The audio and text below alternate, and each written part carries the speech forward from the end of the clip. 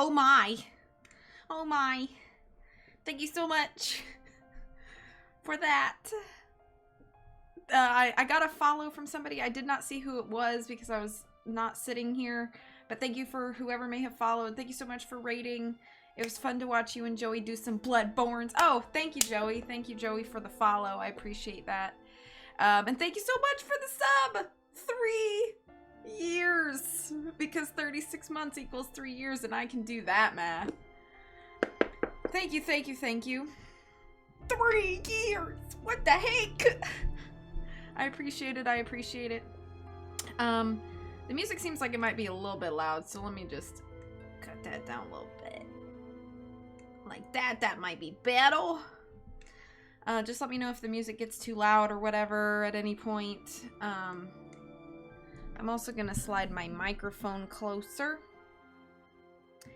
And let me send a text to Holland so she doesn't think I'm ignoring her.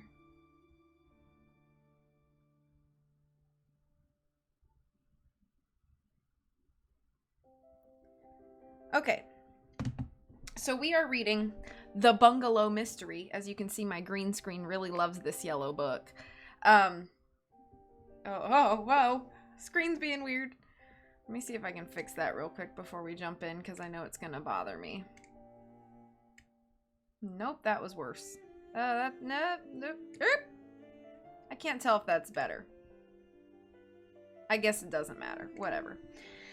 This is one of the 4 books that they pulled elements from.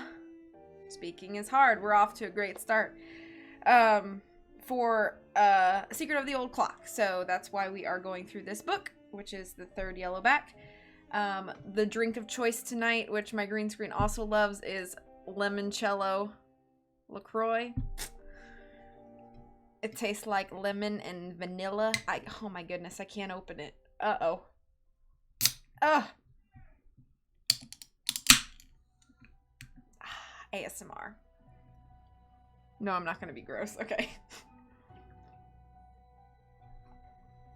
Alright, so we are going to read like 7 chapters tonight. It's about 50 pages. So, if you've never been at one of my read streams before, then just know that I'll focus on the chapter as I'm reading, and then I will catch up on the chat between chapters. So feel free to... You love book. You're such a bookworm, Britt. For sure. But I hope you enjoy me reading you book. So we're gonna get in. We're gonna jump into this, and I will catch up with you between chapters. So cozy in, grab your beverage of choice, a snack perhaps, your slippers, your blanket, get nice and cozy, and we'll jump in. And just yell at me in all caps if the music gets too loud or you suddenly can't hear it or whatever anymore. Okay, with that being said. Chapter 6, An Invitation to Sleuth. "Who is this?" Nancy asked. But the caller had cut off the connection. What had happened to her, Nancy wondered. Certainly she had sounded very distressed. Nancy hung up and waited for a second call, but the phone did not ring. "Who was it?" Mr. Drew asked, coming into the hall. Nancy told what had occurred. "You didn't recognize the voice?" he remarked. "No, so I can't call back." "Oh dear, someone's in trouble, I just know it, and here I stand helpless to do a thing. It's maddening." "It certainly is," her father said. "Well, dear, I must run down to the office." Presently he left the house. After seeing that Hannah was comfortable, Nancy went to her bedroom and thoughtfully opened the closet door. "This is as good a day as any to start Dad's investigation," she thought. Nancy took out a 2-piece navy blue dress which made her look older than her 18 years. Next, she found a pair of comfortable low-heeled pumps. For several minutes, Nancy experimented with various hairstyles. Finally, she chose a simple off-the-face arrangement. Nancy put on tiny pearl earrings, dusted her nose lightly with powder, and finally added a dash of lipstick. After she had changed her clothes and given herself a final appraisal, Nancy went to Hannah's room to tell her she was going out for a while. "Gracious, Nancy," said the housekeeper, giving the girl a sharp glance. "You look awfully businesslike today. Where are you going?" "Dad asked me to look something up for him," she said. "I'll be back in time for lunch." "Don't worry about that," said Hannah. "I can get around. Have a good time, dear." When Nancy left the house, she consulted the list Mr. Drew had given her. Mrs. William Farley, the first name on the paper, lived on Acorn Street, 7 blocks from the Drew residence. Nancy set out at a brisk pace, rehearsing in her mind the approach on which she had decided. One of the girls' favorite community projects was a recreational youth center located in downtown River Heights. The center always needed volunteer helpers as well as entertainers for the children. A good way to find out something about Dad's suspects, Nancy decided, is to see how they'll respond to a needy cause. And I'll be telling the truth when I say I'm working for the organization. This resolved, Nancy soon reached a modest white house which was set back from the street a short distance. The front walk was outlined with pink and white petunias, and the grass was well tended. Nancy rang the bell.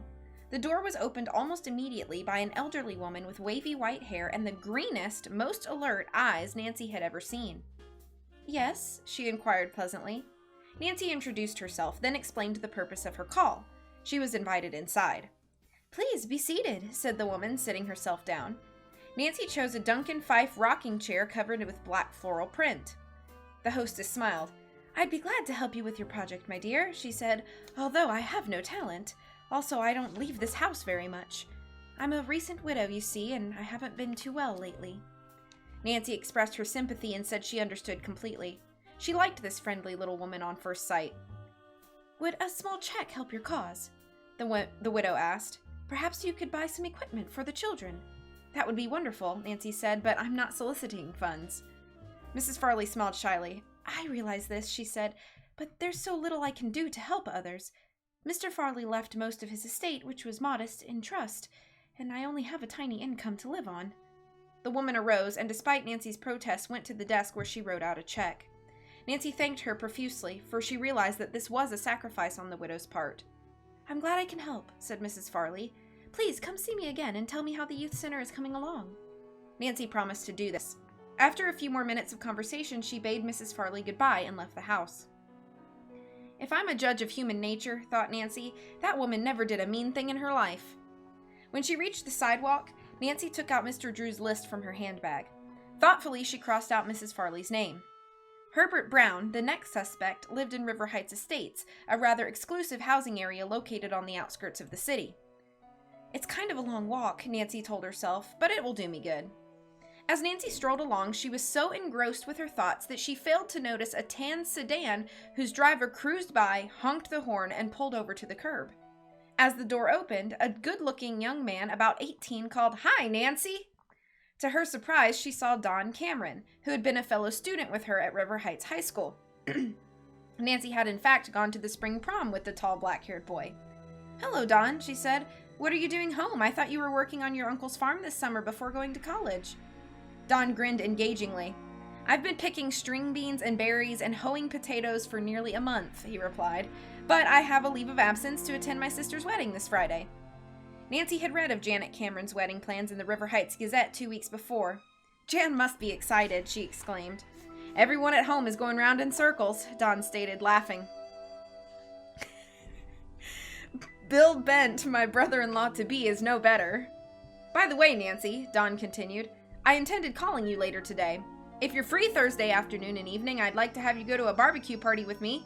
It's being given in honor of Jan and Bill." "I'd love to," said Nancy. "Where will it be?" "At the Herbert Brown's home in River Heights Estates," Don said. "Their daughter Lynn is Jan's maid of honor." Herbert Brown! One of the possible suspects in the bank security theft. Nancy could scarcely conceal her excitement. Although she did not like the idea of spying on the host, here was an excellent chance for her to find out what Mr. Brown was like. "What time does the barbecue begin?" Nancy asked. "I'll call for you at 4, said Don. He offered to drive Nancy home, and she hopped in beside him. When the young sleuth entered the house, she found Hannah in the living room. "My goodness," the housekeeper exclaimed. "You haven't solved the mystery already?" "I gave up," Nancy teased.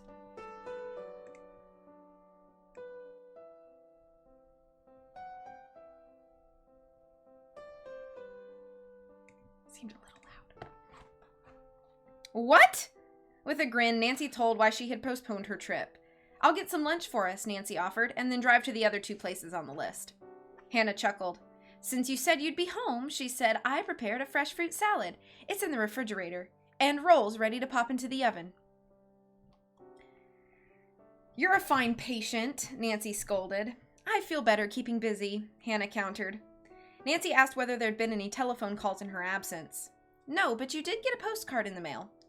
Nancy went to the mail tray in the hall and recognized Helen Corning's writing. The message read, Dear Nancy, Aunt June and I have decided to take a week's automobile trip up north. We'll return directly to River Heights. Plan to stop and see Laura Pendleton on our way. Hope Hannah's better. Love, Helen. Nancy read the card aloud and commented, I hope Helen lets me know how everything is at the Aborns' home.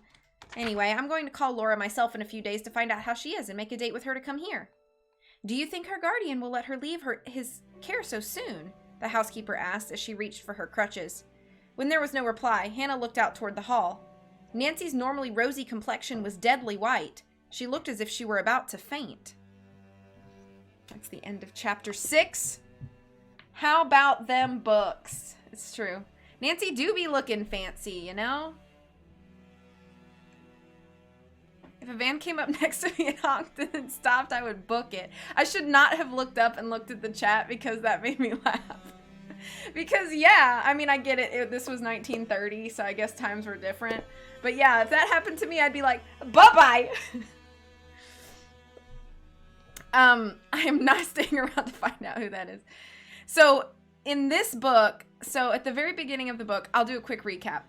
Nancy and her friend Helen were boating, and then there was a bad storm, and they got thrown into the water, and they thought they were going to drown, and then this one girl found them. She, like, heard them calling for help, and so she, like, found them in her boat, and she, like, got them to shore, and it turns out that she was, like, a new orphan, and the people that she was supposed to go live with are really, really mean, and they're called the Aborn family. And there's, like, some weird suspicious activity about them that Nancy and Helen noticed. But then Hannah got hurt, so Nancy went home, and she found out from her dad that, like, he's investigating some, like, fraudulent bank stuff and asked for her help. So there's, like, these two, like, parallel mysteries going on. So it's still pretty early in the story, but at this current juncture, Carson had given Nancy a list of people that he wanted her to go, like, talk to and find out if there was anything like weird or suspicious about them, and that lady was one of them, so she went to see that lady, that old lady. And then I guess the barbecue that this boy just invited her to, the guy who's hosting it is one of the other people on the list, and then she has to drive to the other places. So I wonder if these two stories are going to intersect. I wonder. That was a very weird sip. It was like all air. Anyway. So.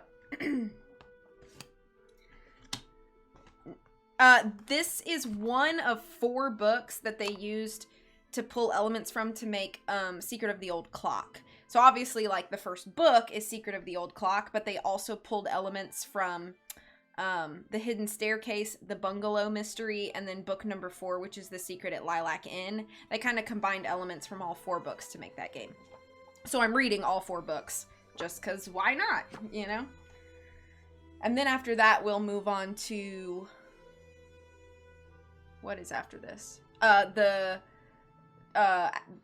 book that Last Train to Blue Moon Canyon is based off of, which is a Hardy Boys Nancy Drew super mystery, which I've never read one of those before, so we'll see. We love books! That's why. Okay, moving on. Chapter 7, A Startling Assignment. Nancy! Nancy, what's wrong with you? Hannah cried out as she tried to hurry to the girl's side. As the housekeeper limped toward her, Nancy snapped to attention. I'm all right, Hannah, she said, but Helen's postcard, it brought back the phone call I had this morning. Nancy told Mrs. Gruen about the call, which had ended so abruptly with a cry of pain. The caller's voice sounded vaguely familiar, but I couldn't place it, she explained, and now I think I know who that was. Who? Said Hannah. Laura Pendleton. I believe someone was trying to stop her from talking to me. Mercy! Hannah exclaimed, sinking weakly into a soft chair. Do you think it was one of the Aborns, Nancy? Why would they do such a thing? Hannah shrugged. Nancy shrugged. I'm gonna call the Aborn home right now. While Hannah listened nervously, Nancy picked up the phone and dialed information. When the operator replied, Nancy asked for Jacob Aborn's number. The operator cut off for a minute, then reported, I'm sorry, miss, but that number's been temporarily disconnected. Could you tell me when that was done? Nancy requested tersely. I'm sorry, I have no further information. Nancy thanked the operator and hung up. It sounds suspicious, Hannah remarked. But Nancy, the Aborns may have changed their plans and gone away with Laura for a vacation somewhere else. I know one way to find out, said Nancy with determination.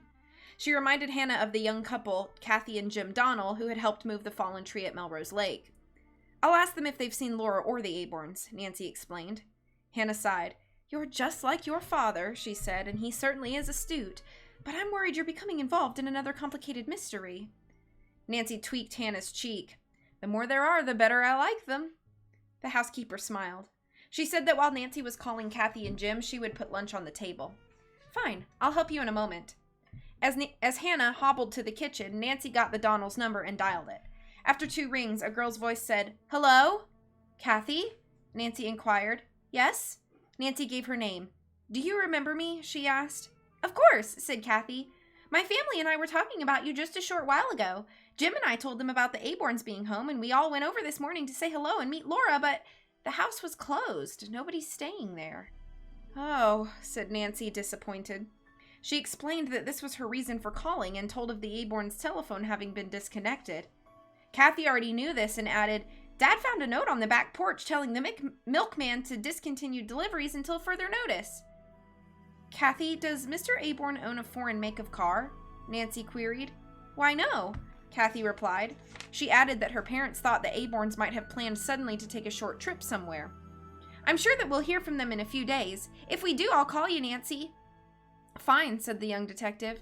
Remember me to Jim. Goodbye. Deeply troubled, Nancy went to the kitchen and told Hannah what Kathy had said. Chances are, said the housekeeper, the call you received this morning was not from Laura at all. You do know a lot of people, dear. Nancy replied that usually when someone had to break a telephone conversation in an abrupt manner, the person called back as soon as possible to explain what had happened. That's true, Hannah admitted. It is very strange. After lunch, Hannah said that she was going to next door to visit with Mrs. Gleason. Nancy helped her to the neighbor's front porch. Then Nancy backed her convertible from the garage and headed for Mr. Drew's downtown office.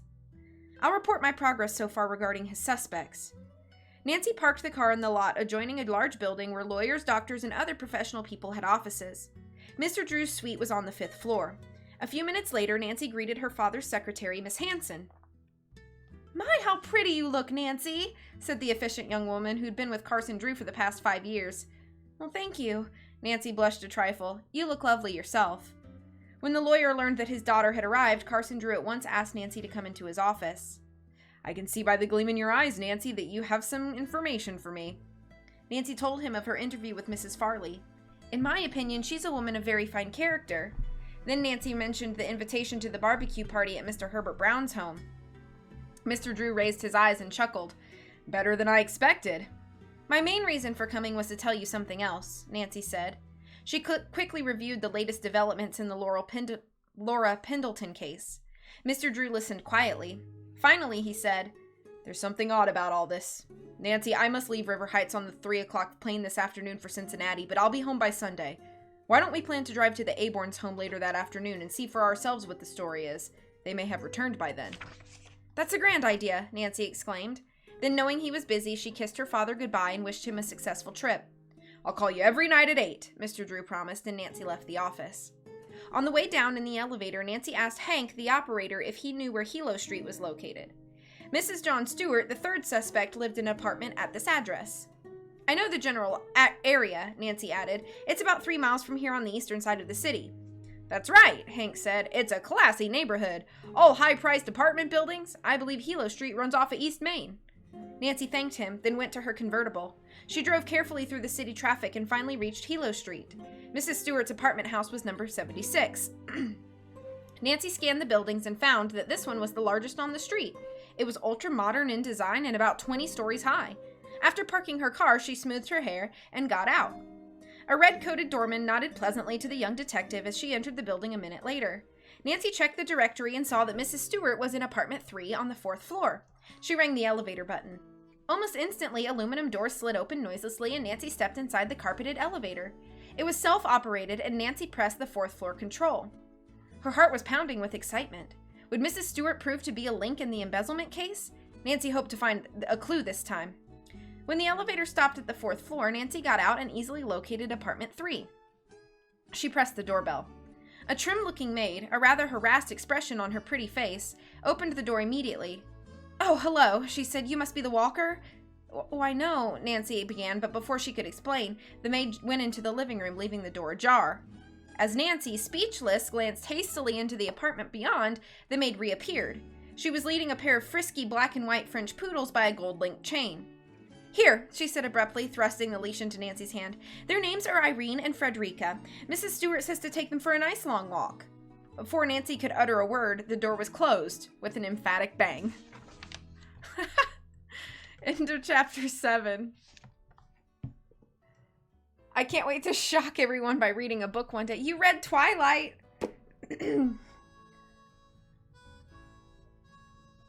No, this was another fallen tree. This was a separate occasion.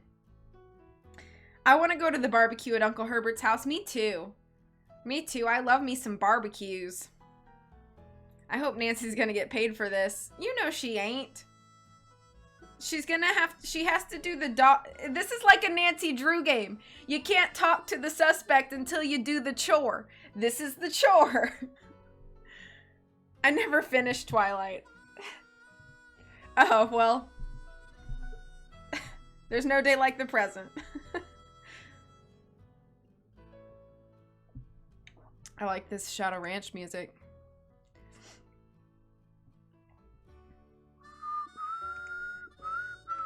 I think I'll pass.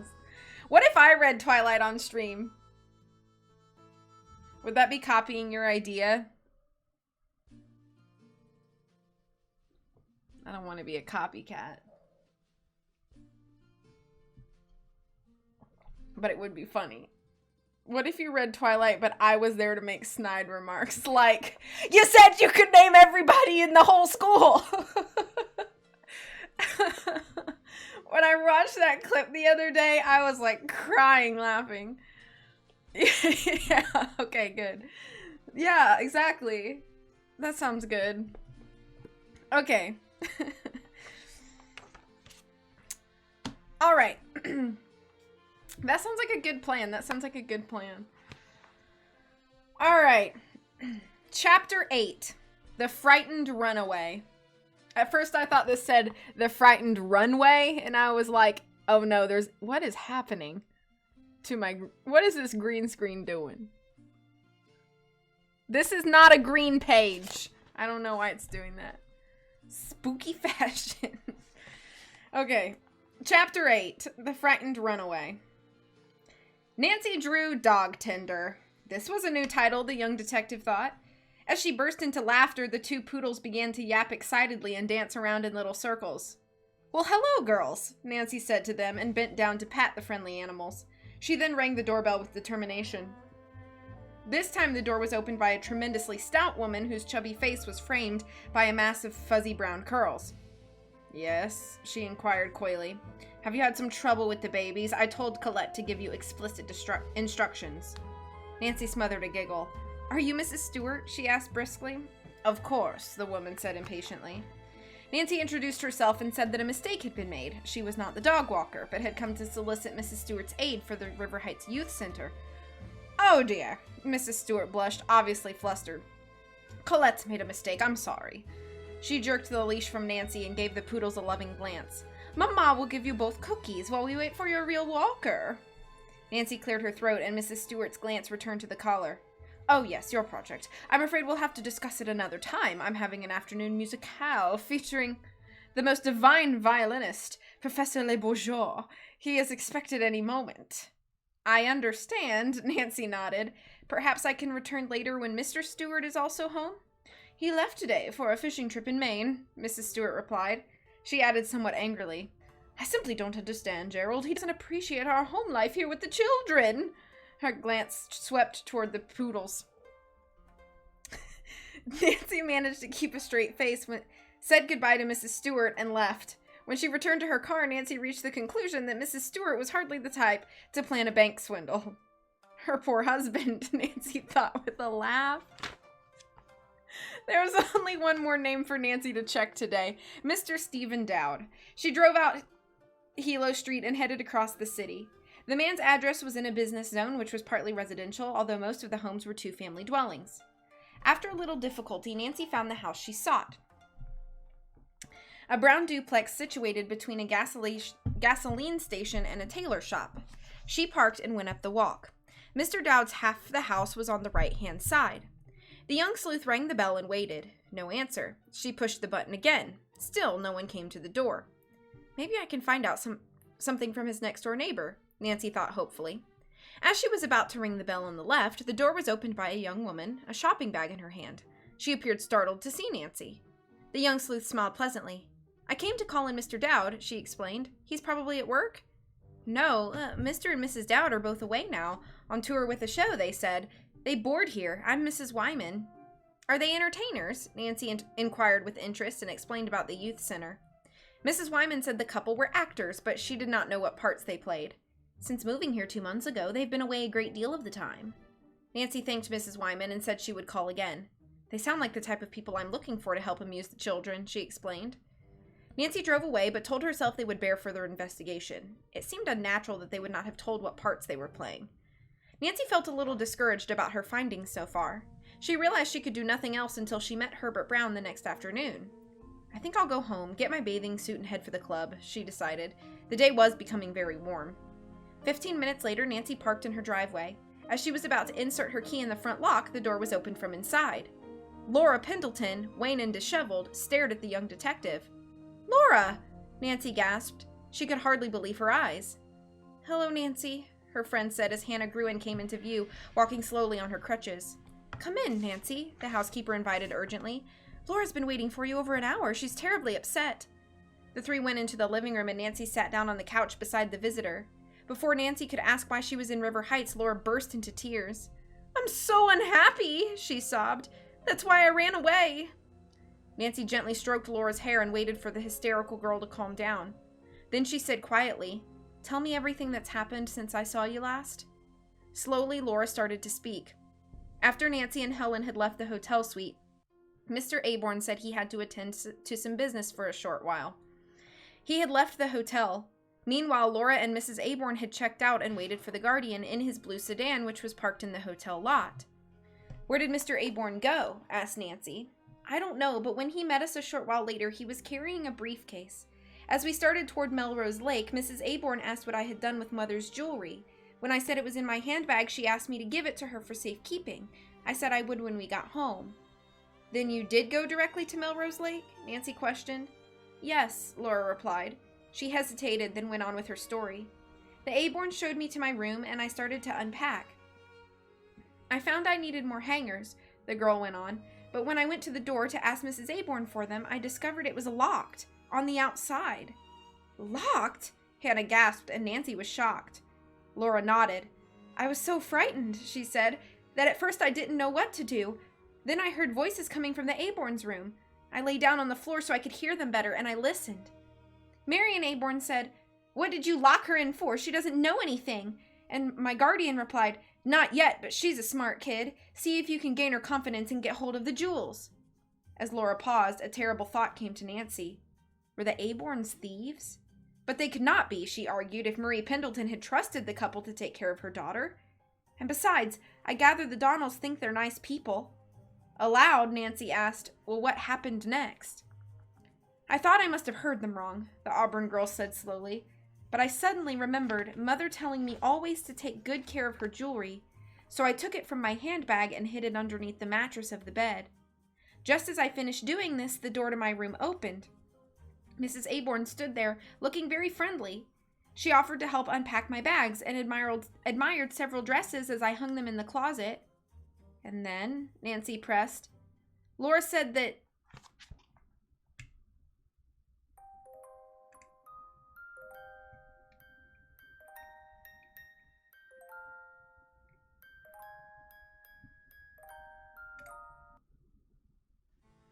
Real quick.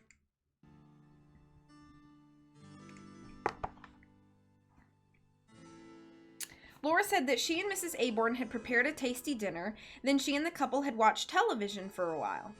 Just before we went upstairs to bed, Mrs. Aborn said it would be a good idea for me to put my mother's jewels in the wall safe in the living room.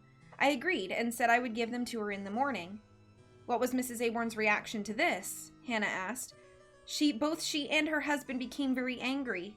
They said that apparently I didn't trust them to take care of a few insignificant gems, while in turn they had the responsibility of caring for a penniless orphan. Nancy, I thought Mother had a lot of money. Mrs. Aborn yelled at me and said I was ungrateful and a big burden to them. They were sorry they had ever agreed to take me. I can't explain how I felt, Laura went on, her hands shaking with nervousness. I was just numb. Then I burst into tears and rushed to my room. Laura said that finally she had fallen asleep and awakened this morning to find she was again locked in. At 8 o'clock, Mrs. Aborn opened the door, acting very friendly, and said breakfast was ready in the kitchen. Was anything said about last night? Nancy asked. Laura said no, that the Aborns had acted as though nothing had happened. But a strange thing occurred after breakfast, Laura stated. Mr. Aborn took a small package from the refrigerator and left the house, saying he would be back later. But before he went, he said I would be sorry if I didn't cooperate with them. I presume he meant to hand over the jewels? Hannah guessed, and Laura nodded. I knew then I had to leave their house and get word to Nancy. While Mrs. Aborn was emptying the rubbish, I tried to use the phone, but she caught me and twisted my arm and then hung up the receiver. You see, I was right, Hannah, Nancy exclaimed and told Laura her theory about the call. Were you locked up again? Hannah asked. Laura explained that before Mrs. Aborn could do this, she had run past her and barricaded herself inside the bedroom, not wanting the jewels to be unguarded. At that moment, the doorbell had rung. Apparently, Mrs. Aborn had not answered it, for the woman had kept quiet for a long while on the first floor. So I quickly took my handbag and the jewels and climbed down a trellis outside my window, Laura said. Once I was on the detour, I was lucky enough to get a ride to the highway, and there I caught a bus to River Heights. I took a taxi to your house. As Laura sat back with an exhausted sigh, Hannah stood up. You're worn out, dear, the housekeeper said. I'm going to get you a cup of hot tea, and you're not to say another word until you've drunk it. With that, she bustled out of the room and returned shortly with a small tray on which was a cup of hot tea and a piece of toast. By the time Laura had finished the snack, color had returned to her cheeks and she looked more relaxed. I wonder if we should report your experience to the police, Nancy mused. What could we tell them? Laura quavered. That's the point, Nancy continued. We could tell them that the Aborns tried to get your jewels, but of course they'd deny it all. It would be their word against yours. And I don't have definitive proof, Laura said dejectedly. Nancy patted the girl's hand. We'll do everything we can to help you, Laura. You've really had a terrible experience, you poor girl. Nancy, you're a real friend, Laura said. Tears came into her eyes. Mr. Aborn is my legal guardian. I saw the papers, but what am I going to do? You'll stay with us, Hannah said quickly, and when Mr. Drew comes home, he'll know how to handle this situation.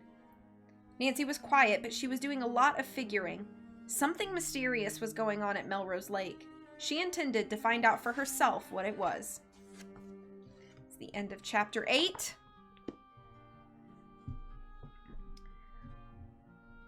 Spooky fashion, yeah. Well, I don't understand, so. Are you talking about that weird thing that woman said? About a musicale or whatever? Nancy Savage Drew, yeah. Laura can come live with me. Yeah, Laura needs to get out of there.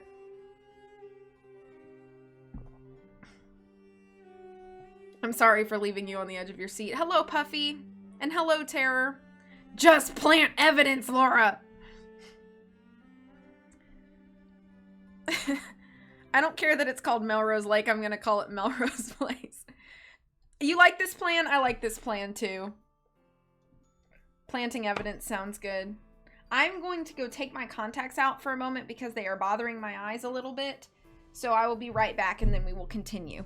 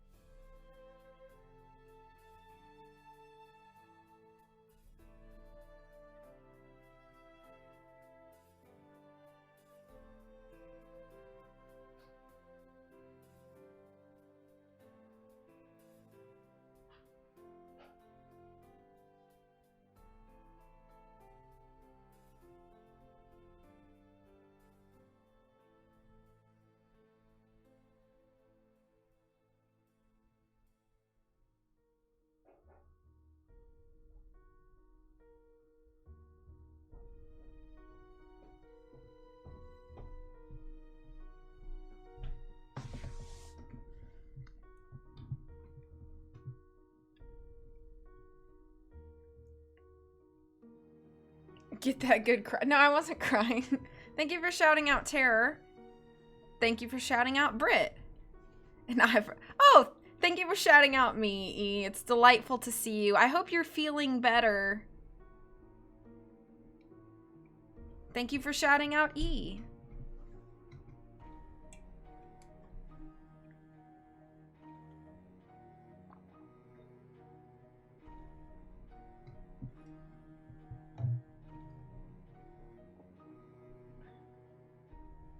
Okay.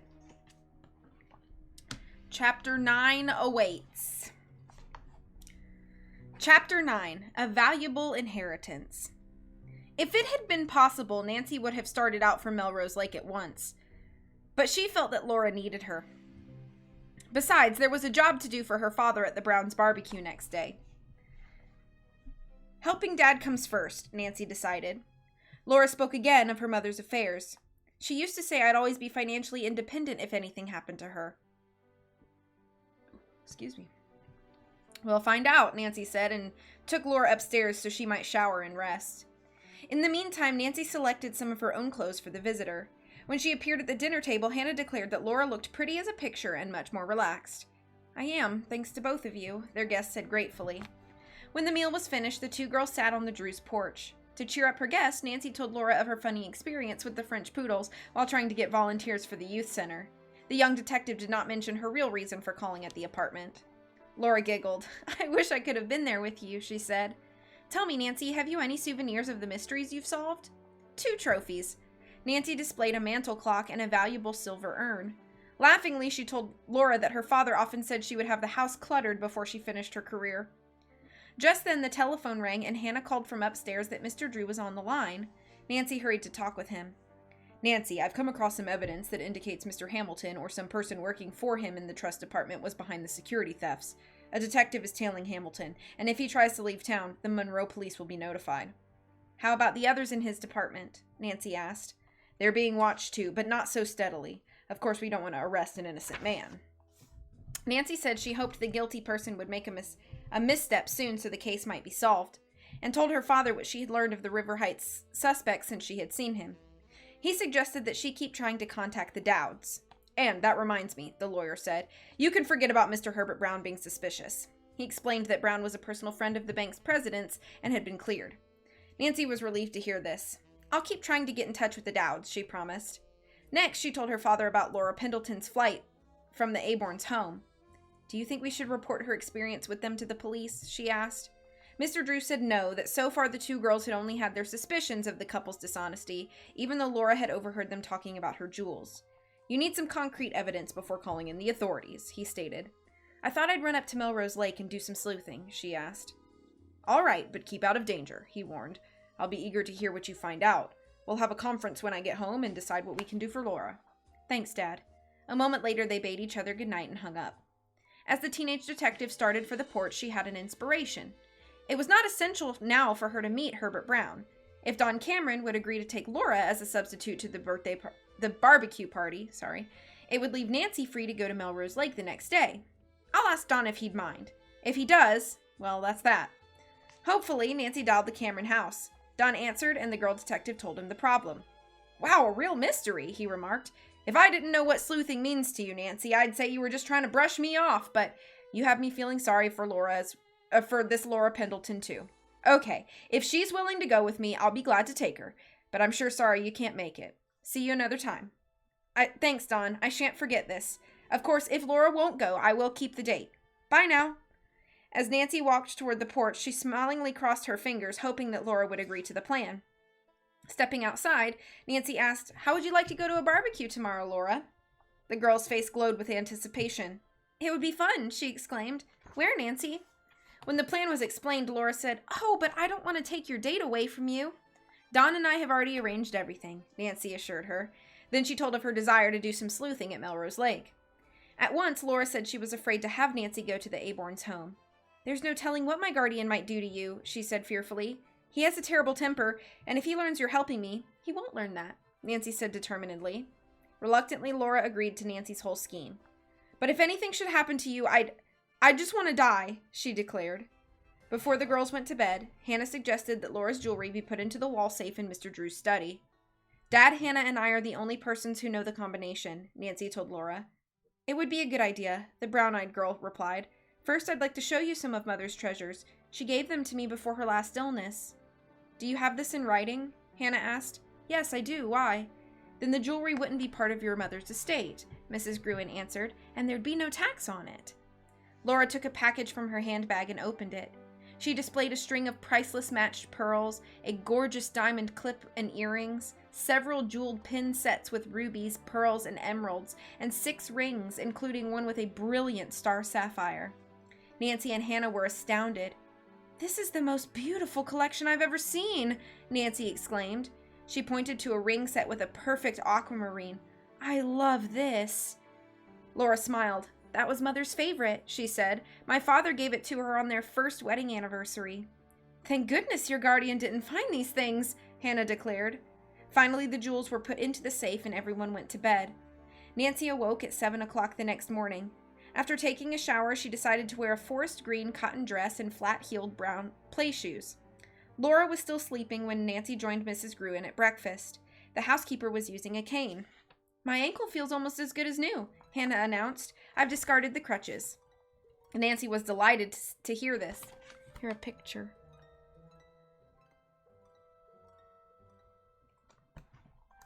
As they ate, she and the housekeeper talked about the young sleuth's trip. I'll worry about you every second until you return home, Mrs. Gruen declared. If you're not here by 10:30, I'll notify the police. Nancy grinned. I'll try to be here by supper time. If not, I'll call you. A short while later, Nancy battled the early morning traffic through the city. Reaching the outskirts, she took the road to Melrose Lake. Poor Laura, she thought, wondering what the day would disclose about the girl's strange guardian and his wife. If Laura were really penniless, maybe the man thought he had a legitimate right to take and sell the jewelry for the girl's support, but his wife had bragged about having plenty of money to take care of their ward. After a time, Nancy came to the Melrose Lake detour. Laura had told her there was a sign marked Eagle Rock in front of the lane leading to her guardian's property. Presently, Nancy approached the spot where the pine tree had fallen. Fortunately, it had been removed. She drove more slowly, afraid of inadvertently missing the Eagle Rock sign. Then, citing the turnoff, Nancy left the detour. She had gone but a few hundred feet along the Aborns Road when she decided it might be safer to walk. After parking along the side of the roadway, she started off. In a few minutes, Nancy suddenly caught sight of a man walking rapidly through the woods. He carried a small bundle under his arm. Jacob Aborn, she thought, recognizing his profile and the peculiar stoop of his shoulders. Nancy recalled Laura's story of her guardian taking a small package from the refrigerator and leaving the house with it. What was in the bundle, and where was he taking it? I'm going to find out, Nancy declared. Without hesitation, she quietly plunged into the thicket. Following at a safe distance, she managed to keep the man in sight. He doesn't seem to be worried about being followed, Nancy thought. He must not have heard my car when I turned into the lane. She continued her musing. I'm glad I wore this green dress. It's good camouflage. Just then, a twig cracked under her foot, breaking the stillness of the woods. Jacob Aborn turned and looked back, frowning. He stood a minute, listening intently. Only by ducking quickly behind a large bush had Nancy avoided detection. I'd better be more careful if I don't want to get caught, she warned herself. As the man continued through the forest, Nancy followed, painstakingly avoiding twigs or loose stones. She kept well behind him. Wouldn't it be a joke on me if he's just a bird watcher? She giggled at the thought, and maybe that package just has his lunch in it. Laughing to herself, Nancy picked her way through the woods as she trailed Laura Pendleton's guardian. Suddenly, he disappeared behind a clump of high blueberry bushes. Nancy hurried forward. When she reached the spot, the girl detective looked about in all directions. Which way did he go? She asked herself. Jacob Aborn seemed to have vanished into thin air. End of chapter 9. Let us catch up on chat. Ooh, new going PC? Oh, gaming. That's cool. It is called Awaits. What is called Awaits?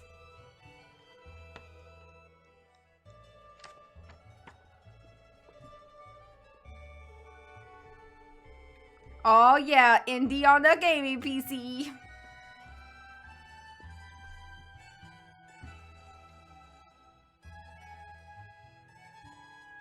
That's a picture, all right.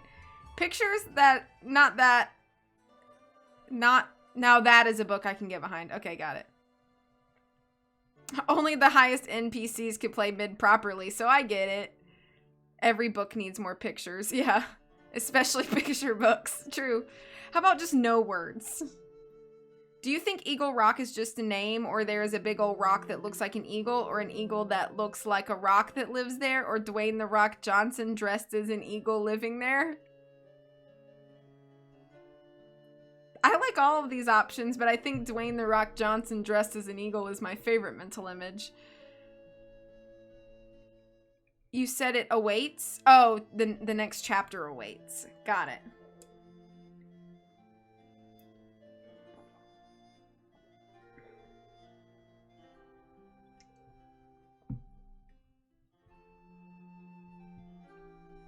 When I was in school, there was a 4-H camp at a place called Rock Eagle, and there was a giant rock eagle there.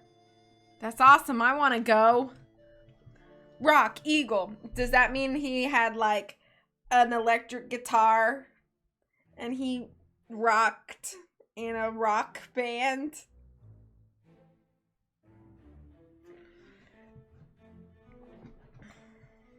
Rock Hawk is better. I love Paper Mario so much. Excuse me. I keep drinking this carbonation and it keeps making me burp a little bit. I do love Paper Mario.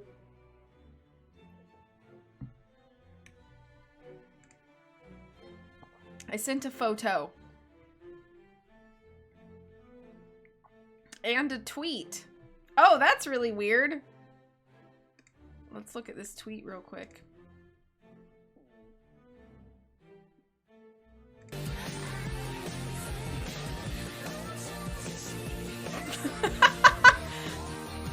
What the heck? I gotta go back.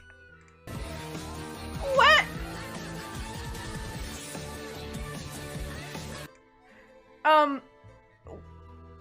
What? Was the upside down horse? I sent nothing. It's 'cause you hate me. But it does look like a cool place we should go, Tara. The Rock Eagle. Okay.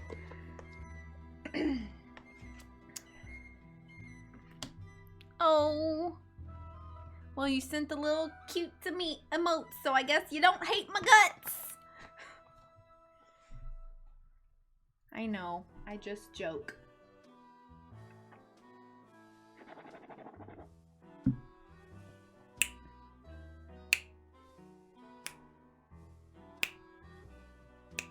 I love this song. Okay. Here we go. We're reading we're reading through chapter 12 tonight, so we have 3 more chapters to go. And I've been live less than an hour. Okay. Chapter 10. The Danger Sign. Alert for possible danger, Nancy moved forward with the utmost caution. It occurred to her that possibly Aborn had become aware he was being followed and had hidden in the bushes to watch the pursuer. I'll walk into a trap, Nancy thought with alarm. Mr. Aborn will learn I'm spying on him and everything will be ruined. With great caution, she moved from one bush and tree to another. Laura's guardian was not hidden behind any of them. Well, that's funny, Nancy said to herself. She examined the ground, almost expecting there would be a cave or secret tunnel in the vicinity, but the earth was firm and in many places very rocky. Finally, Nancy came to a tiny clearing. On the far side, attached to a large oak, was a crudely printed wooden sign which read, "Private property, keep out, danger." I wonder if that's where Mr. Aborn went and why, the young detective asked herself. She waited several minutes, then decided to cross the clearing. She was not stopped.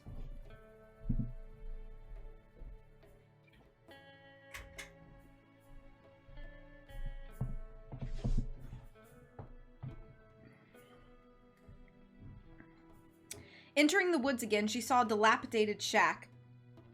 The windows had been boarded up and the roof sagged. One good gust of wind would blow the place over, Nancy said to herself.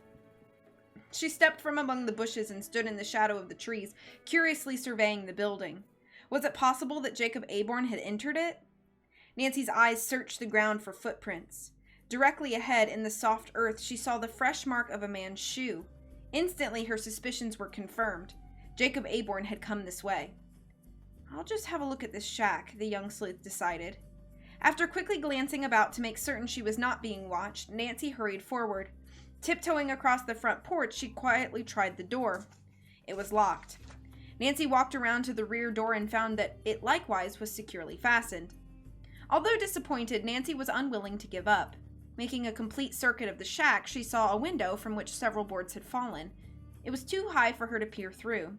Nancy returned to the rear of the building to get an old box that she had seen. She set it beneath the window and mounted it. Pressing her face against the glass, she gazed inside. The room, apparently a kitchen, was bare of furniture and covered with dust and cobwebs. I wish I could get inside, Nancy thought. She was about to climb down from the box when a strange feeling came over her. Though she had heard no sound, Nancy sensed that unfriendly eyes were watching her every move. Before she could turn around and look over her shoulder, a coarse, angry voice barked into her ear. "What are you doing here, young lady?" Nancy wheeled and faced Jacob Aborn. With as much dignity as she could muster, the girl detective stepped to the ground and regarded the man with composure. His eyes burned with rage. "I was merely curious," Nancy replied. "And may I ask why you are here?" "Yes, I'll tell ya. I'm looking for my ward." "You mean Laura Pendleton?" "Yes, who else? I thought maybe she was hidden here, but nobody's in the shack." "Why in the world would Laura hide in a ramshackle place?" Nancy asked, trying to show as much surprise as possible. "Search me," Mr. Aborn said, then added angrily, his eyes boring Nancy's. "Laura's run away." "Run away?" Nancy repeated.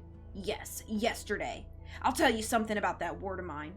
A crafty light came into Jacob Aborn's eyes as he went on. "At times she acts unbalanced, thinks folks don't treat her right." "Indeed?" said Nancy, pretending to be shocked. By now, Laura's guardian had calmed down. When he spoke again, he was once more the pleasant man Nancy had met at the Montewego Hotel.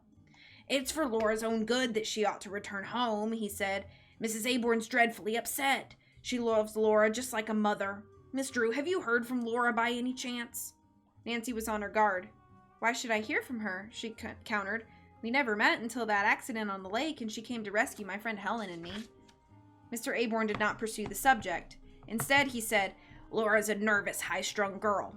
Why, do you know she locked herself in her room the entire time she was with us, wouldn't eat, or even let us try to help her?" "Terrible," Nancy said, pretending to be shocked. "Laura does need help." Secretly, Nancy felt that Jacob Aborn was telling this version of the locked door story to cover his own actions in case they came to light. "Have you notified the police, Mr. Aborn?" she asked, probing for further information. "We have a private detective working on the matter," the man stated. "We don't want any bad publicity because of dear Marie Pendleton's memory. She entrusted Laura to my care because she knew how much my wife and I would love the girl." Nancy suddenly was finding it hard to concentrate on what Mr. Aborn was saying. Was she wrong, or had she heard a sound inside the shack? "This is very strange," she told herself, "but I don't dare pursue the subject or Mr. Aborn will really become suspicious." Aloud, she said, "Well, I certainly hope Laura's all right. Well, I must go now. I have some friends here at Melrose Lake I plan to call on." She paused, then added lightly, "In fact, I believe you know them, Mr. Aborn, the Donnell family?" The man looked startled, then recovered himself. "Oh, yes, fine family. Say hello to them for me, please." Nancy promised that she would. Since Mr. Aborn had made no move to accompany her, she said goodbye and walked rapidly back to the spot where her convertible was parked. As Nancy climbed into it, she cast a glance over her shoulder. There was no sign of Mr. Aborn. Had he gone into the shack? Was someone there? Had he been delivering packages to that person? Nancy started the car's motor and backed out onto the main road. As she drove along, her thoughts were entirely on Mr. Aborn. She had no doubt but that the man had been lying about Laura's behavior. I must find out more about that man, Nancy decided. Reaching the highway, she stopped at a service station, had the gas tank of her car filled, and asked directions to the Donnell home. The attendant told her how to reach the place, and a short while later, Nancy drew up before a lovely redwood house located well off the road. She got out and rang the front doorbell. There was no answer. Nancy walked around to the back of the house. A gardener was there trimming the flower beds. "Howdy, miss," the elderly man hailed her. "Looking for the Donnells?" "Yes, are they away?" Nancy inquired. "Yep, they're visiting relatives in Crescent Gardens till tonight. Any message?" Nancy said no, she would call again, and thanked the man. As she drove away, Nancy was disappointed that she had been unable to pick up any information regarding Mr. Aborn.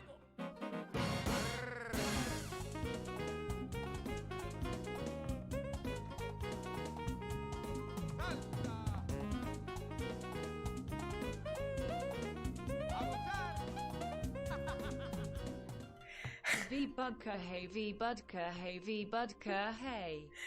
I'll be right with you. I don't want to leave Melrose Lake until I have learned something to help Laura, she thought. Mr. Aborn may trace her whereabouts to our home and force Laura to return with him before Dad gets back to town. I suppose he does have a legal right to do it. At last an idea came to Nancy. I'll go to one of the hotels on the lake and engage a room. Then after it gets dark, I'll do a little more investigating. Fortunately, Nancy always carried an overnight case in her car trunk. It contained pajamas and a robe, 2 changes of clothing, toilet articles, and this time of year, a bathing suit. Presently, she saw a large white building ahead of her. Its green lawn sloped down to the sandy beach. On the stone pillar at the side of the driveway was the sign, Beach Cliff Hotel. I think I'll stop here, Nancy decided.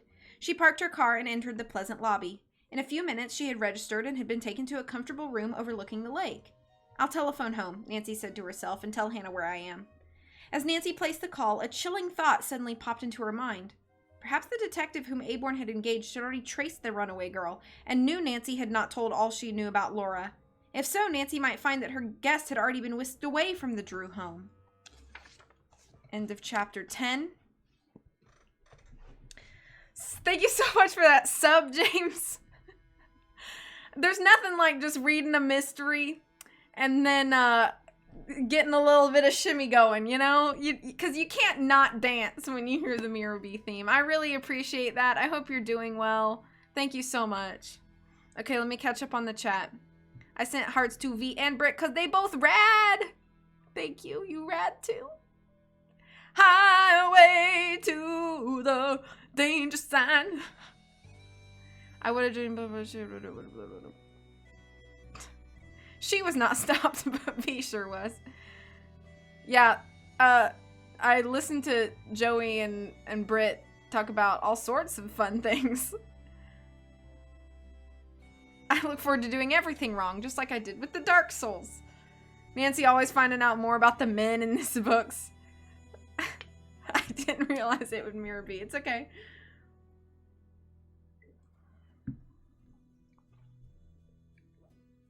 Thank you for shouting out James. Claps for chapter 10 and then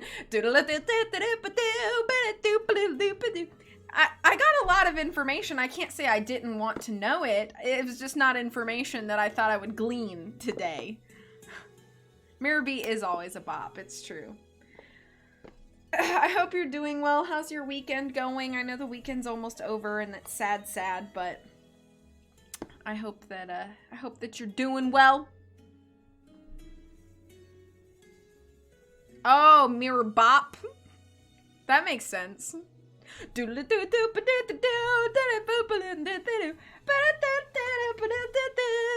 Salsa. I have the week off. Yeah, let's go. Are you doing anything fun? I will take another sip of my La Croix. I know that's not how you say it, but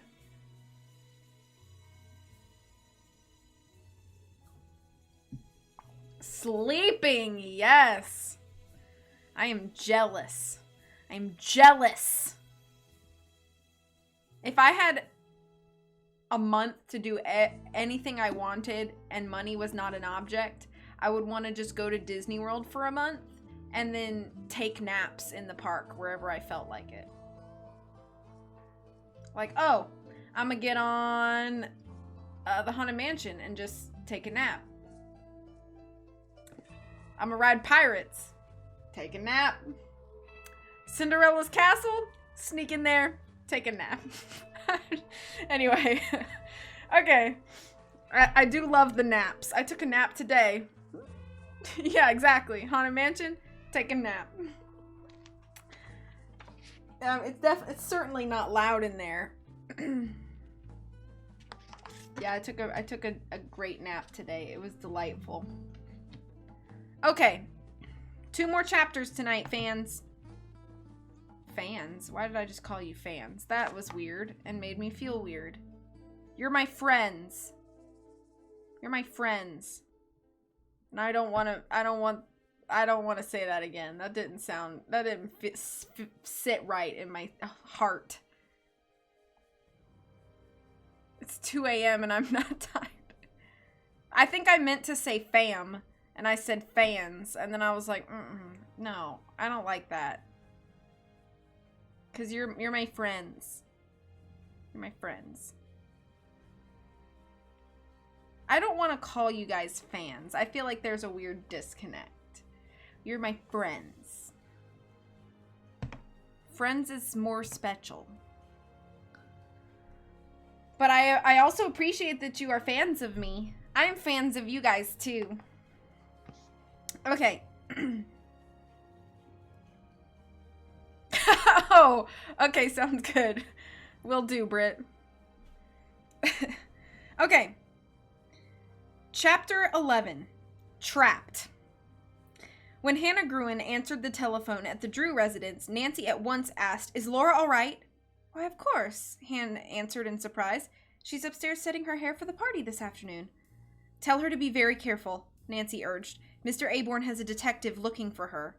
"Oh, dear," exclaimed Mrs. Gruen. "When will you be home, Nancy?" The young detective explained where she was and that she planned to stay at Melrose Lake and do more sleuthing. "I think I may be on the trail of something big." "I don't like the idea of you prowling around the Aborns' home in the dead of night," the housekeeper objected. "I'll be careful," Nancy promised. "I may even get home tonight." "Well, all right," Hannah consented reluctantly. "By the way, Nancy, I had a repairman fix the window in Mr. Drew's study this morning, and also requested the police to keep a lookout for anything suspicious going on in this neighborhood." "Wonderful," Nancy said, feeling relieved. "Any more news?" "Everything's quiet here," Hannah reported, "and Laura seems happy." Laura came to speak to Nancy and was alarmed when she heard that a detective was looking for her. "I won't go back to those awful Aborns. They can't make me. If they try it, I'll run right to the police." "That's a good idea," said Nancy.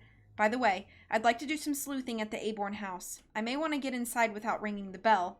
The young sleuth chuckled. "Since it's now your house too, may I have permission to go in and look around?" "You certainly may," said Laura with a giggle. "If no doors are unlocked, try my bedroom window. I left it open a crack, and there's a sturdy rose trellis right alongside it." "Terrific," said Nancy elatedly. After she completed the call, Nancy went to the hotel coffee shop for a hearty lunch. Since it was now almost 1:30, the room was empty. After eating, Nancy put on her bathing suit and wandered down to the beach. A boy in attendance gave her a towel, and Nancy stretched out on the sand, unaware of the steadfast glance of a couple hidden behind a large green and white striped umbrella not far away. They nodded to each other, then when Nancy was not looking, they quickly left the beach. "Guess we're safe," the woman muttered. "She's here to stay and have a good time." As the strong rays of the sun beat down on the unsuspecting girl, she rehearsed her plan for the evening. When it was dark, she would visit both Jacob Aborn's home and also the shack in the woods if time permitted. "I'll miss Dad's call tonight," Nancy reflected. Standing up half an hour later, Nancy put on her bathing cap and walked to the water. She stuck her toe in. The lake water felt icy cold, and Nancy noticed that there were more people on the beach than in swimming. Nevertheless, she waded out to where it was deep enough to make a surface dive and plunged in. Once she was wet, the water was invigorating. After swimming for a while, Nancy came back to her beach towel and dried off. Then she returned to her room, showered, and slept for 2 hours, realizing that the rest would give her more endurance for the evening ahead. Awakening at 6 o'clock, Nancy put on the simple black cotton dress from her suitcase and pumps. After brushing her hair until it snapped with electricity, she was ready for supper. "What will it be this evening, miss?" asked the friendly waitress. Nancy selected steak, a baked potato, and tossed salad, and then sat back to enjoy the soft dinner music playing in the background. The orchestra was in an adjoining lounge. Nearby diners regarded the lone girl with interest, for the prospect of the daring adventure had brought a becoming flush to her cheeks. "If I'm wrong in suspecting Jacob Aborn of being dishonest," thought Nancy, "then I guess I'd better give up sleuthing." Upon leaving the dining room an hour later, she lingered on the porch for a few minutes, watching couples dance. As a red-haired young man began to walk toward Nancy with an invitation in his eyes for her to dance, she hastily went to her room. Chuckling to herself, Nancy said aloud, "Romance and detective work won't mix tonight." Then she changed to walking shoes, sweater, and skirt. The moment it became dark enough for her purpose, Nancy left the hotel in her car. As she drew near the Aborn's lane a short while later, she turned the convertible off the road and ran it into a clump of bushes where it would not be seen. Switching off the engine and locking the doors, Nancy started down the lane leading to the house, holding her flashlight securely. She found the windows of the house dark. The Aborns are out, I guess, she told herself. Well, that means I can do some looking around. Circling the structure cautiously, Nancy noted that the second-floor wing, where the bedrooms apparently were located, was in the back. She found the trellis easily. I'll try the doors first, Nancy decided, and darted to the front. Gently turning the handle, she found the door locked. An investigation of 2 other doors revealed that they too were securely fastened. I guess I'll have to climb after all, Nancy said to herself. As quietly as possible, she climbed the trellis. It wobbled and creaked a little, but did not give way. When Nancy reached the window ledge of Laura's bedroom, she found to her delight that the window raised easily. She crawled through and switched on her flashlight. As Nancy tiptoed across the room, which was in disorder, she heard a noise. Halting, she listened. A car was approaching the house. Looking out the window, she could barely make the figures of a man and woman who alighted. Who were they, and what should Nancy do? I'll stay right here, she determined. As Nancy waited tensely, she realized someone was walking up the stairs. Quickly, Nancy closed the window without a sound. As she looked around for a hiding place, she saw a closet and darted inside it, switching off her flashlight. Crouched in a far corner behind some of Laura's dresses, Nancy scarcely dared to breathe. The door to the room was opened a moment later, and the boudoir lamps switched on. Cautiously, Nancy peered out through the keyhole in the closet door. She saw Jacob Aborn. The man went directly to Laura's dressing table. Apparently, he had not heard Nancy, for he did not glance toward the closet. Ruthlessly, he jerked out drawers from the dressing table and emptied their contents upon the bed. As he surveyed the assortment of tiny bottles, boxes, and other paraphernalia, Laura's guardian gave a disgusted grunt. Last place to look, he said as if addressing someone out in the hall, probably his wife. Guess Laura really took the jewels with her. Well, I'll soon have them back. Nancy's heart leaped. This was no longer any doubt in her mind as to the character of this man. She was now certain that his sole interest in Laura was to get possession of her property. Only the girl's opportune escape from the house had prevented him from seizing the valuable jewelry collection. Laura's mother couldn't have known his true character, or she would not have entrusted her daughter to Aborn's care, Nancy pondered. Her thoughts came to an abrupt end as the man moved toward the closet. Fearfully, Nancy ducked behind Laura's dresses again and fervently hoped she would not be discovered. Suddenly, as Nancy's legs began to grow cramped, the closet door was jerked violently open, and Jacob Aborn looked in. End of chapter 11.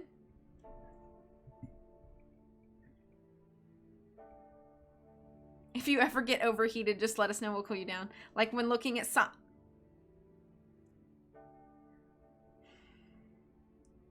Looking at Sonic gifts does not get me heated. She's so gonna appreciate that. When she returns to it at the end of this chapter. I didn't even see that comment yet.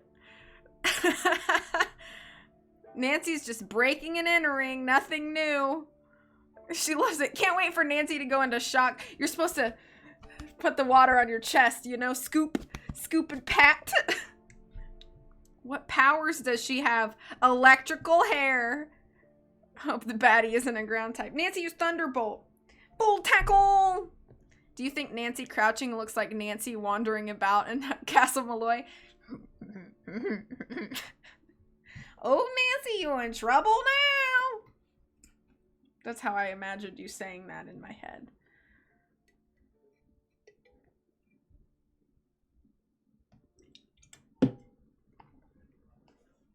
Okay.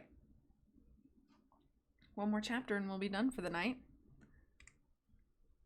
Just as my music ends, so that's good.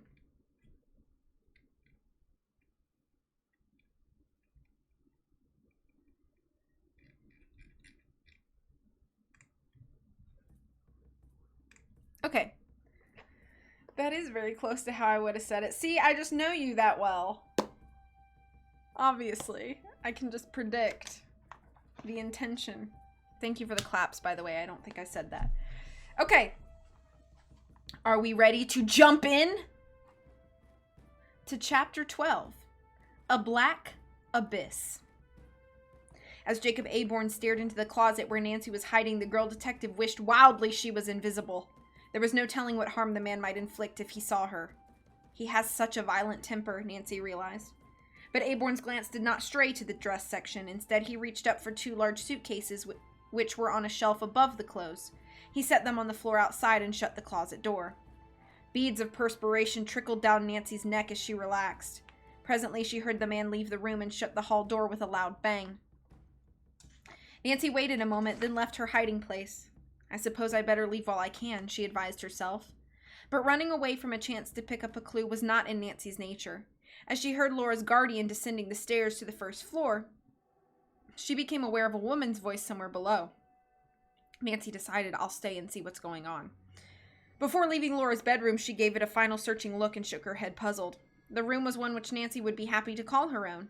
The feminine furnishings and good colonial pieces showed evidence of discerning taste. They did not fit the Aborn's character. Perhaps an interior decorator had planned it. One could believe that from this room that the Aborns really wanted Laura, Nancy pondered. It just did not make sense.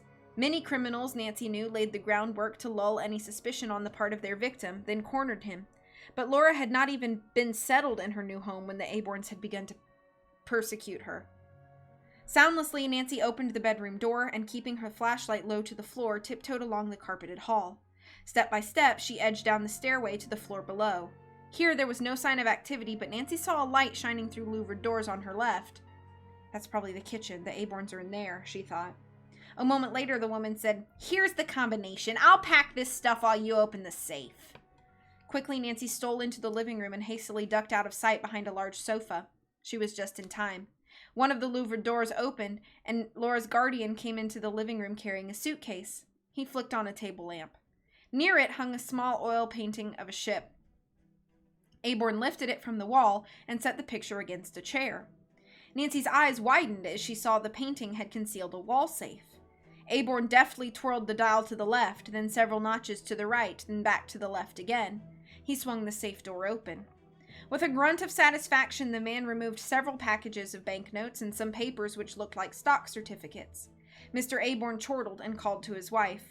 When we get the rest of these cashed, you and I will be set for life, thanks to Laura and a few others. Nancy, startled, almost gave herself away. So Laura did have a sizable inheritance other than the jewelry. But how had the securities reached the safe? Had Aborn brought them here, or was he stealing them from someone else? Nancy felt more confused by the moment. As her thoughts raced, Aborn replaced the loose papers in the safe and closed it. Then he put the money and securities into the suitcase. Giving a tired yawn, he switched off the lamp and left the room. Guess I'll turn in, he called to his wife. Gotta be up early tomorrow to get Fred. You ready? Yes. Mary and Aborn came from the kitchen carrying the other bag. Together, the couple ascended the stairs. Nancy heard a bedroom door above close. Now I must get the police, the girl detective thought. She paused for several seconds after coming from behind the couch to stretch her cramped limbs. I'd better go out the front door, she decided. The bedrooms don't overlook that. Noiselessly, Nancy slipped outside and started for her hidden car. Then a temptation came to her. Why don't I investigate that shack in the woods first? I may have an even bigger story to tell the police. I'll do that. Taking a deep breath of air, Nancy hurried toward the path leading to the dilapidated building. Had she been right about having heard someone inside? Was he a friend or an enemy of Aborn's? Were the packages being carried there, and what did they contain? Loot? Maybe just food, Nancy concluded, but being taken to whom? Beaming her flashlight on the ground, the young detective soon picked up the trail she had taken earlier in the day. It was quiet and eerie as she stumbled along the uneven ground. Nancy became apprehensive once or twice as she heard scuffling noises of forest creatures in the underbrush, but went on. I wish Dad were here now, she thought fervently. Nancy reached the shack without mishap and paused in front of it. A sixth sense seemed to tell her that there was someone inside who needed help. No person would stay in such a place unless forced to. This is no time for me to hesitate, she told herself. As Nancy moved toward the rear of the tumble-down building, she glanced at her flashlight and was alarmed to see that it was beginning to grow dim. Just my luck when I need it the most. In an attempt to save the battery, Nancy switched off the light.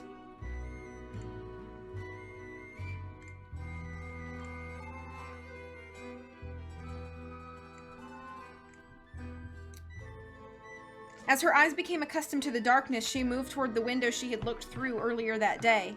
Appraising it, the young sleuth realized that the window ledge was too high from the ground for her to stand for her to climb through unassisted, even when standing on the box. Undaunted, she began to examine the other windows.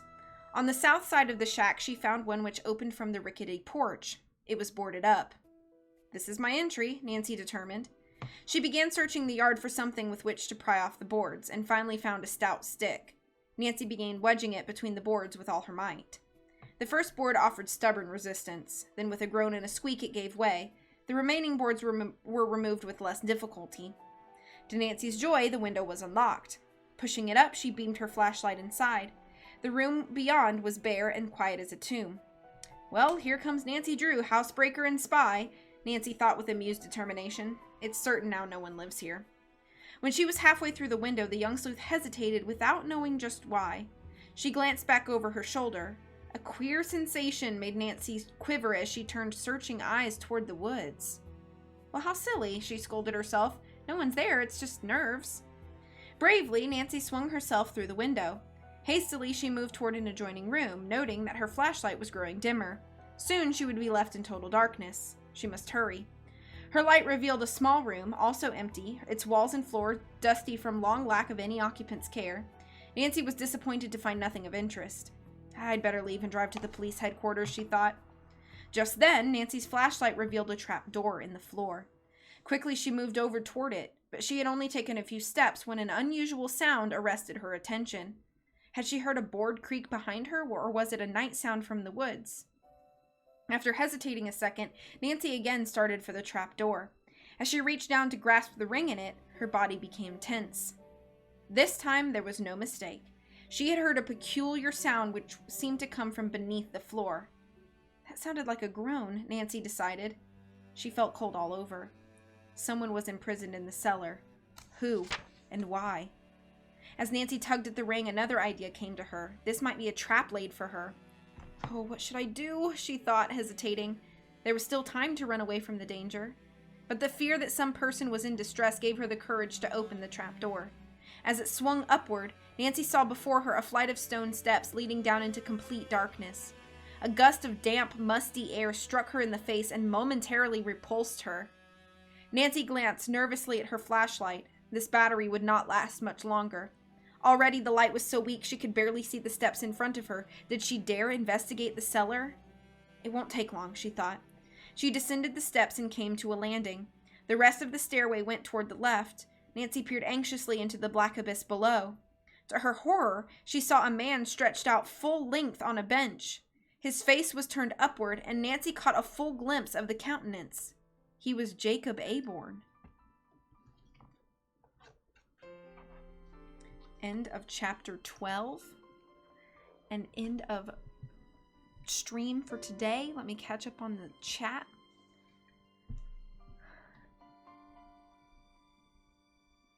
Abel got into Dogecoin early. Yeah. Aborn. Yeah, Aborn. That's his name. I'm good to jump. The house is jumping. Come on, jump.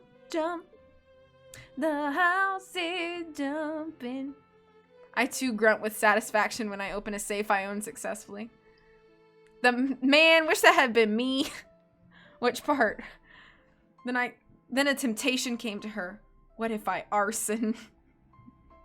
Then the events of Ash began. Oh, loot boxes. Got it. At least she's self-aware. I'm doing illegal things, she thought to herself, amused. Me when playing Red Dead Redemption 2. She got chills. They're multiplying. And I'm losing control. Oh yeah, I wish I had gotten to Dogecoin early too. I could quit my job with my Dogecoin money. Claps for chapter 12, thank you. He was who? I know. I'm a little confused. I guess we'll have to see in the next and final installment of the Bungalow mystery, which hopefully I can do sometime this week. I think I'm going to do whatever chance I get to stream on my own again. I'm gonna just go ahead and finish this book up, because it was like two weeks or something between, or even longer, between parts 1 and 2. Tune in to next read stream to find out who and how and why. Guys, thank you so much for hanging out tonight. It's 9:21. It's time for Granny V to get cozy for bed. She starts her job new position tomorrow, which really doesn't mean too much. It's like the same thing I've been doing with like 2 extra responsibilities. I hope you have a good sleep as well, James. I mean, I know it's like almost 3 a.m. for you, so thank you for being up so late, but thank you for being here, and thank you again for the sub. You're welcome for streaming. I appreciate all of you so much, and anybody who is lurking or watching this later, I appreciate you all very much. I will hopefully see you all very soon. I don't really know when I'm going to stream again. I think I'm probably going to stream Tuesday evening, and then I'll be streaming with Brit and Tara later this week, most likely. So catch y'all on those moments. Take care of yourselves. I'll see you soon. I hope everybody has a good week. Much love, and I'll catch you later. Bye.